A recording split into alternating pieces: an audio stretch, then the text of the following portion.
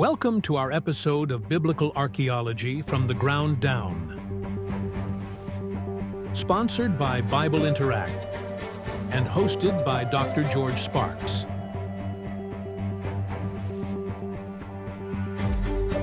Today's special guest is experienced field archaeologist Dr. David E. Graves. Now let's explore the field of archaeology in today's episode. Good day, good afternoon to everybody out there. This is Biblical Archaeology from the Ground Down, sponsored by Bible Interact. Welcome to the program. My name is Dr. George Sparks. My co-host, Dr. David Graves, received his PhD from Aberdeen University in Scotland. And today we're going to talk about what is called the Great Stone, or the Western Stone, which is located in the Western Wall. It's a substructure. You can actually visit it by going on a tour. Now, when I say on a tour, it's not free. There's a cost. But during tourist season, throughout the year, there's tens of thousands of people that take the tour underneath what we call the plaza area, the Western Wall Plaza. And that's where you see people praying up against the Western Wall. Sometimes you'll see the Orthodox Jews, and of course they're wearing black, and they'll be bobbing up and down like this when they're praying. Actually, that's called doving, and that's part of their tradition of being passionate about their prayers. All right, just to let you know before we get into it. So something about the great David, yes. And George, when I visited, you had to wear a yarmulke in order to go to the Western Wall area where they're praying. So I've got a photo That's of me right. You standing have there to, with a yarmulke and out of respect, covering your that's head. right. Yeah, it's a fun tour. Oh, that's right. You do have to wear a yarmulke, the little cap, as you approach the Western Wall. Good point. Thank you. Yeah. So the Great Western Wall Stone, also known as the Western Stone. So it's got different names. I'm going to interchange them. So don't be too confused. It's not confusing. Actually, it's a large monolith, meaning a large one stone structure. A monolith, and they call it an ashlar. A monolith ashlar stone forming part of the lower level of the Western Wall, which we also call the Wailing Wall. So you see people praying, we call it the Wailing Wall. What's that? That's what's behind you. Yes, he's pulling like this. I thought he's telling me I can't hear you. My microphone went. But what you're seeing behind me is a picture of the stone. And it's hard to get a picture because it's so long. And we'll talk about its length and its height and its weight. But behind me is a picture of the stone lengthwise. So yeah, thanks, David. So the Western Wall Stone, it's visible within the Western Wall Tunnel. So that means if you're going to the plaza and you're praying, understand you're above this great stone. You have to go on tour, which will take you underneath where they're actually praying beneath the plaza. So just keep that in mind. Also, the stone itself is 570 tons. Now, how do you imagine 570 tons? I really can't. But to give you, the listening audience, an idea that the average weight of a stone in the Great Pyramid is 2.5 tons. 2.5 tons. And the heaviest stone made out of granite in the Great Pyramid is found in the King's Chamber, and that granite stone is 80 tons. Not even close to this one stone that's in the Western Wall. Now, who did this? Under whose authority did all this happen? This magnificent stone. It was done under the rule of Herod the Great. Now, when we think of Herod the Great, understand he wasn't called, well, he was called by the Roman authority King of the Jews. But when we say Herod the Great, it's because of his building structures. Well, what did he do was so great? Well, the building campaigns that he did. That's why he's called the Great. Now, understand that because of what we read in our Gospels, the individual that we love to hate because he was so ruthless is the same individual that we like to visit all the structures that he built under his authority, such as the temple, also the Herodian, not that far from Bethlehem. Today it looks like a giant volcano from a distance. It is called, once again, the Herodian. and also Caesarea Maritima. And these are fantastic tourist spots. I think most of the time when somebody goes on tour, these are locations that everybody's going to visit. That's Now, amazing. it is. It's incredible that this is 2,000 years ago. You got Now, Herod, large- during the rebuilding of, go ahead, I'm sorry. I just wanted to mention that in Caesarea Maritima, they have a large aqueduct that was constructed there, as well as the theater, which is huge. And the stadium is still there, so you can get a sense of the size of how large these structures were, and how many of them are still in existence, today. Right. Well, that circular where we think about the movie Ben-Hur, where they had the chariot races, is that called a hippodrome? Hippodrome, Okay. yeah. Yeah, they do have a hippodrome there that's been excavated. And also they have remains of Herod's palace that's kind of like on its own peninsula out into the Mediterranean Sea. It's fantastic to go and visit. And I think most people do. But you know what I encourage people to do before they go visit these places is actually get a book, read about it, heads up before you go there. Because at an archaeological dig, you're not just looking at one place. Here in America, we go to Gettysburg. We say the Civil War, right? One thing at a time. But when you go to Israel, you'll be at a location, they'll be at an archaeological excavation, and you've got different levels, and you're looking at different time periods. So be aware of the time period that you're looking at, which in this case, we're talking about the Roman period 2,000 years ago. All right. So the building campaign of Herod the Great. Now, he started reconstruction of what some call the Second Temple. Some say the Second Temple, but because we have the Solomonic Temple around 1000 BC, and then during the Persian period, we had the reconstruction during the time of Ezra and Nehemiah, and then we had the time period of Herod and the rebuilding of, you could say, the temple as we think of it today, largely. So some people will say the Third Temple, and some articles will say the Second Temple, just so there's no confusion on that. But in the Western Wall was part of the temple expansion. So Herod enlarged it, was part of the temple expansion around 20 BC. So during the time period of Herod, around 20 BC, but it continued after his death. So many people suspect that Herod died between 6 and 4 BC. We think he died in the year 0, the 0 year. So Jesus was born, what? When Herod was alive. So if Herod's alive, I'm going off subject, but it's fun to think. When Herod was alive, Jesus was born, right? Because we persecuted Jesus. So in that case, we have to think that Jesus had to be born at least 6 to 4 years before himself. 6 BC or 4 BC, that's when many people suspect that Jesus was actually born in the reign of Herod the Great, not the year 0. Just throw that in. We think we have a problem with the time change. Spring and fall. Yeah, for real. We're worried about, that's very true. We go back an hour or two and we're confused. Exactly. So it continued. It started in 20 BC, the building of the temple structure, and it continued until 12 CE, Common Era, or AD, if you wish. All right. So we're talking about a little over 30 years in the construction of the temple. Now, when we think about construction, well, who is doing the actual construction? We'll use the term mason, if you will, a mason working stone. All right. But after 12 BC, a lot of the activity around the temple ceased. So what did these masons do afterwards? Well, David, they actually looked for more employment in building tombs. And one of the items that the wealthy would include in the tomb is what we call the ossuary. So the masons would build the tombs for the wealthy, but also would build these or construct what we call ossuary or a bone box. Right. So it's not a sarcophagus, which would be the length of the human body. It's actually a box just for the bones, an ossuary.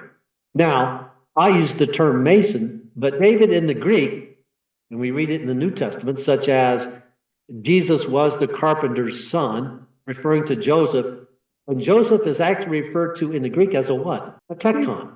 Tecton, yeah. He's a Yeah. person who And a was a tecton- stonemason. Exactly where we're at. Yes. So actually, Jesus and his family would probably have actual employment, not making wood chairs and tables and you could say window blinds or whatever, but working probably for Herod and the local administration in stone. So Jesus Now, and his family were probably tectons. Go ahead. yes, now what's really interesting as well is that during Jesus's life, we have Herod Antipas. He is creating and rebuilding his capital at Sepphoris up Yes. in Galilee, and that's not very far from Nazareth.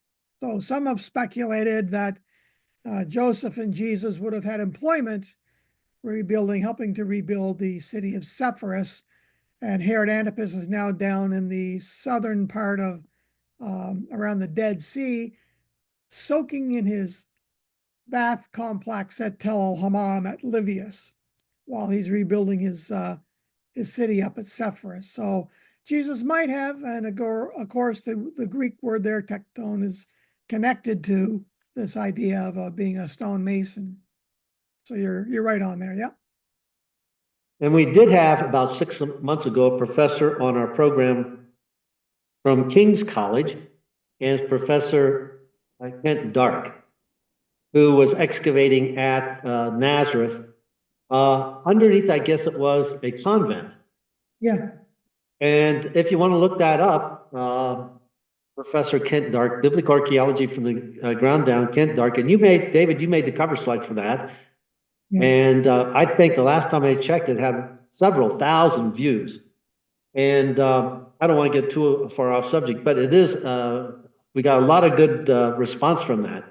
Fascinating professor to listen to. So Good background material for us. Nazareth, Jesus, his family, tectons, and also Zippori. And we also talked about that. I don't know in what type of length, but that was also on the program with the professor. All right. So something more about the stone. What type of stone? Well, it's the local stone, local limestone, but it's also referred to as Jerusalem stone because of its pale, kind of almost like pinkish color of the limestone. So it's what they call technically Jerusalem stone. How do you access it? This great stone. Well, first of all, it's going to be on the Western Wall Plaza. That's where they pray. And you have to have your yarmulke on if you want to approach the wall. I don't know. Do you have to have the yarmulke on to go on tour? You probably do. I'd have to look at the pictures. I don't think so for the tour, just when but you access the underground tour just off of the Western Wall area. So I don't think we did, but you have to have it especially on the Shabbat when you're in that area. Right. Look it up. And it is a custom where if you approach the wall, there is a section for females and for males. It's divided as well. That's just so people are aware of that. Now, here are the measurements of the Great Stone or the Western Wall stone. 45 feet long, 10 feet high, and they believe it is around 11 feet thick, wide. All right, so that's massive. Now, to put that in some type of perspective, for us, 170 tons is the equivalent of, David, 200 elephants. I think that's a fun thing to know. It's the equivalent of 200 elephants or 1,600 camels. Okay, now, more modern, that's the equivalent of 2 747s. The important question, how many donkeys? I didn't get that, I just, man, you just push it, don't you? You just got to go there. I thought camels were good enough. Elephants and camels were good enough for people. Well, you're in the Middle East. You gotta know how many camels or how many donkeys. So that's a lot of camels, a lot of elephants, and it's a pretty big structure. Are you going to get into how they cut the stone? You know what? You tell me, because I couldn't find anything. They said they don't really know. They don't really know how they moved it, because everybody's question is, well, how'd they put that stone there? So I didn't read anything, and I read, I think, at least a dozen articles before I wrote this up to take out the needed information. because Yeah. some information did vary about the size, the length, the weight. So I kind of took a good average of everything, and that's what I'm Well, transmitting. the Romans in Go the ahead. ancient Near East did two things. They, first of all, they had wooden cranes created. They used a lot of leverage. Um, they used a lot of pulleys, yeah, and different kinds of leverage and counterweights. And so they had a lot of the science figured out for it.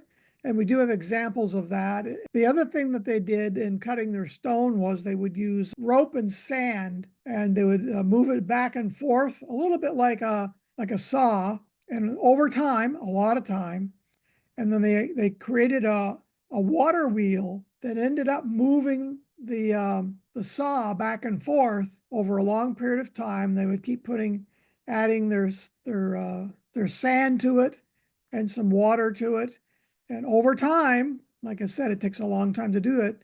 They would cut through it. So the technology was available in the ancient Near East for cutting stone. That's how they were able to cut it so straight and with such great precision. I thought it'd be interesting for the public to know. You know, we're not talking about aliens here. We're talking about actual technology that existed at the time. Well, that's how they cut it. How in the world would you move it? Because even with, I mean, how much you're talking about wood, maybe some metal, rope, but you know, functionally, you're going to have to use some type of muscle, whether it be horse or camel or elephant. And still, this is what the article that I read when it came to moving it. They said all the articles basically, they did mention something like you're saying, but overall, they said, we really don't know. Because Yep. yes, they could move stone, right? But different weights of different stone. But something that massive, 570 tons. They didn't leave instructions. But that, you know, maybe that's behind the stone, you know, that's on the other side of the It's stone. the world's largest Lego and IKEA without instructions. Well, actually, it said a modern day cranes plural, modern day equipment still does not have the capacity to move something that heavy all at once. Yeah. Now, right down the road from me is actually Intel, you know, the computer chip company. And they had these massive cranes out there. And I can't tell you how high it was, but it was high enough where they would actually fly. You know what a garrison flag is? It's a large American flag. It's the largest of American flags. And they would fly a garrison flag up on the crane, and the crane was so high, even the garrison flag looked small. How many And rhinos did that weigh? yeah, can't tell you. You would go that direction with it. But I'll tell you what, luckily, it was when Intel was closed on a weekend, I think it was a Sunday. Because we do get gusts of wind here, and I think the wind got up to like 30, 40 miles an hour, and it actually blew the crane over. And it ended up in the parking lot. So I'm going to move on. The Western Wall is made of 45 courses of stone. That's one level above the other, 45 courses of stone. And I don't think they're talking about the ancient wall, the wall that it is today. So 45 courses of stone, of which 28 are above ground level and 17 rows are underground. Now, to get an idea of what that might look like, I can suggest that for the listening audience, if you want to, you can go to what is called the Archaeological Park. It's located southwest of the Temple Mount. And from that level of the Archaeological Park, that's south, so you'd have to be looking north and up towards the plaza area. And you can see that the plaza is actually over 20 feet above the Roman road as it was pretty much during the time of Jesus. So when somebody's actually praying at the Western Wall, they're not at the ancient level whatsoever. They're over 20 feet above it. That's how much debris. So just think about that. That means 20 feet plus below are more courses of stone. That's why you got to go into what we call the Western Wall tunnel to see this great stone. Now, if you look at the picture behind me here, look at this. That great stone is not at rock bottom level. That's setting up on top of more fourth levels of stone. So that's actually, now I heard one person tell me it is actually 15 feet above. I don't know that. I didn't measure it to be sure. But just looking at this picture alone, that they did not just cut the stone in a certain place and build around it. That'd be the easiest way to do it, right? I said, where are you going to do this stone? You going to move it? No, we'll cut it and then just build around it. This will be the western wall, everything else. But they actually put this stone on top of other courses of stone. I think that's at 570 metric tons. Yeah. That's crazy. That's just crazy. The other thing to realize, George, is not all of the stones are from the same time period. There's Yes. different time periods, different courses, as you mentioned, and not all of the stones are the same size as that great stone. There's many others that are much, much smaller that are built around it, just to give everybody proper perspective on that. Right. Now I'm going to go off subject once again, but if you're, let's say you're a tourist and you're going towards the plaza. So that day, your tourist group is going to be on the west side of the Temple Mount, and you're going to be at the western wall. One of the things you can do is, yes, you can pray at the western wall, wear your yarmulke, and pray at the western wall. You can take the tour and go underneath, and you can see the large stone, but there's other structures too. And here's a few. Number one, what we call Robinson's Arch. Now, we won't go into great detail, but if you go to the archaeological park on the far southwest side, you'll see what we call the Spring of the Arch, and it's the remnant of a staircase that led up to the Temple Mount, all right, number one.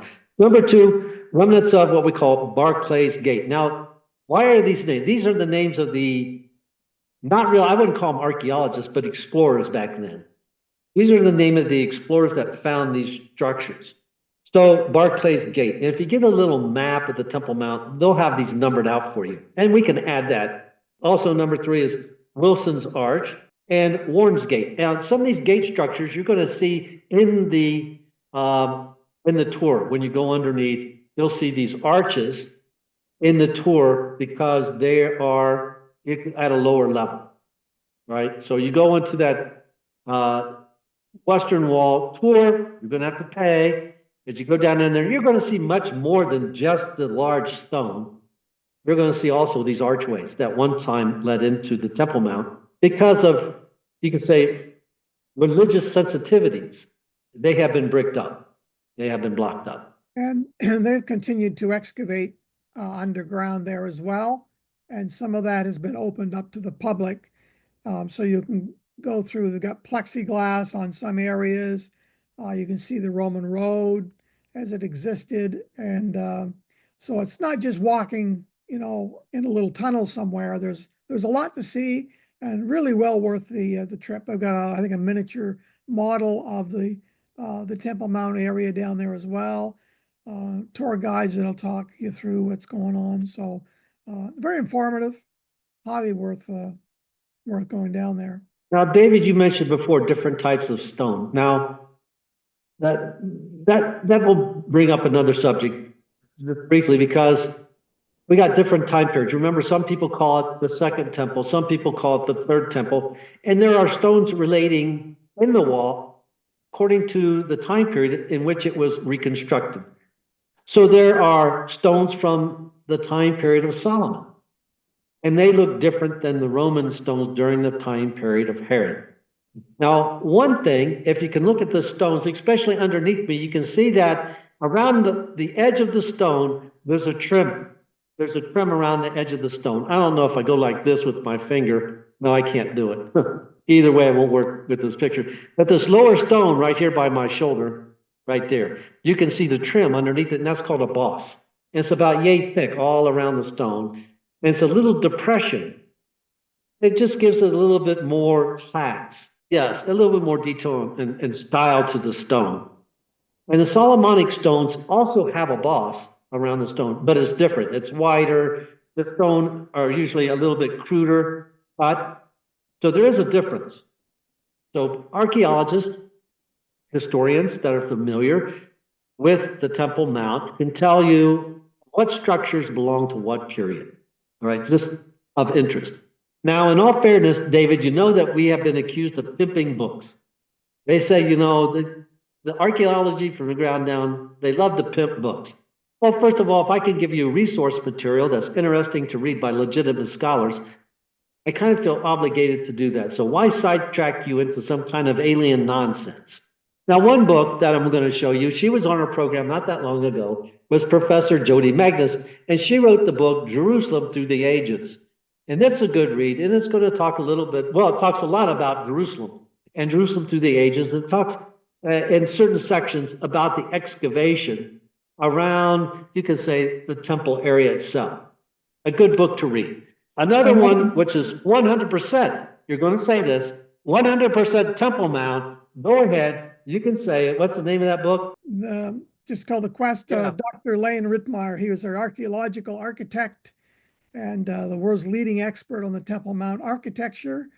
And he lived there with his family for a number of years in Jerusalem, raised his children there, speaks Hebrew, worked with all the great archaeologists over the years. And he's put together this book called, I think it's called The Quest, and well worth reading it. And he's the expert. So he's done all the measurements and taken everything and he's transferred it into 3D models, drawings. And so good fellow, a good friend as well. So highly recommend his work. Now, the thing is, people say that we're just, pimping books. Well, we don't have any commercials on our podcast. You'll notice we don't have any sponsors. So we don't make any money off of this. So, and I'm not making a lot of money off my books, but well worth having some good books in your library. Yeah, so there's none better as far as the Temple Mount and Solomonic Temple, the Persian period construction, and also the Herodian construction is the book by, let's see, professor or doctor? I don't know. He's doctor. His wife's also a doctor, Kathleen. Okay. But I'll put the book up for everyone to see on the screen. Yeah, I got it around here somewhere, but yeah, I thought just as easy to put it up. And I've got the book, and it's about yay thick. It's not a day read by no means, but it's got a lot we call breakouts. That means a lot of reading material, but also it breaks out to show you really good diagrams of the temple. I'm not sure, waving my hand around with the green screen going on. Sorry about that, folks. But anyway, I do recommend that book. Matter of fact, I think it was published by, it's called Carta, something like that. Published in Jerusalem by Carta. Yes. And it's also sponsored by the Land Foundation here in Albuquerque, New Mexico. And I think it took like Dr. Rittmeyer like 2 years to finish up the book. So there you go, folks. That's my story of the Western Wall stone. And David, I'm stuck with it. That's my story, and I'm stuck with it. A lot of good information when we're able to go back and tour that area. And I do recommend read about it before you go visit it. And if there's signs, make sure you take a picture of the sign, and then you take a picture of the archaeological dig, because when you come back home and you got so many pictures of gray stones or white stones, things are going to start to blend together, and you're going to get confused, especially with digital cameras where we could take like 10,000 pictures, and it's nothing nowadays. So I do recommend that. With all of my photographs, exactly what I do. I take a photograph of the label, and then I take a photograph of the artifact, and then I keep repeating the same thing, because sometimes you forget in what order you put things in. But if you can go back with your photographs, you know that your plate is first. It's going to describe the object that you took a picture of the second time. So just a hint for people visiting museums and such, and if there's signs, what have you, take a picture first of the sign, and then take a picture of the artifact. Or if you don't have one, sometimes I've taken a piece of paper, I've written on it, for example, if I'm at an archaeological site, Tel Ektanu, and I put it on a piece of paper, and I hold it up, I take a picture of that with my camera. Oh, that's a good idea. Yeah, just a little hint, because you'll get home and you won't remember a thing. There's just a lot of stuff. And once again, you go to an archaeological dig, I already mentioned this, is that it is a one-time period in one place. You can have many different archaeological periods in one location, such as Megiddo. You go to Megiddo, you got man, a dozen different archaeological digs, probably more than that. I think they have like 27 strata levels or along that line. Yeah. It goes all the way back, I think, to Chalcolithic and early Bronze Age at Megiddo. So we're talking about like 4000 BC and earlier. And the same thing happened at Tel Hammam when we were working there. You've got people that are working in the Neolithic area, and you got another team, they're working in the Iron Age, another group in the Middle Bronze, and I'm working over in the Roman. So you've got and the site's so large that you can have multiple teams working on multiple levels in different time periods all at the same time. That's very true. And I think it's pretty unique for our site when we were excavating there. But anyway, good point. Don't assume it's all the same period. Right. Well, today, unfortunately, I don't have anything, the artifacts to share that have to do with the Western Wall or the or such a large stone. You know, if I really am not strong enough to even attempt anything. But I just think it's fascinating in itself. We'll put some photographs up for folks on what we've discussed about today. So there'll be some information there on those. So the Western Wall stone. Let's go back. It is 570 metric tons. That's amazing. And the size of it, 45 feet long, 10 feet high, and 11 feet wide. And if you want to share this information with your friends, you got to tell them it's the equivalent of 200 elephants and 1,600 camels. And if people are saying, well, I don't live in the Near East, but then you got to tell them it's the equivalent of 2 747s, at least. Everybody, thanks for joining us today. Myself, Dr. Sparks, and of course, Dr. David Graves, co-host of Biblical Archaeology from the Ground Down, sponsored by Bible Interact. Everybody have a great day. Thank you very much.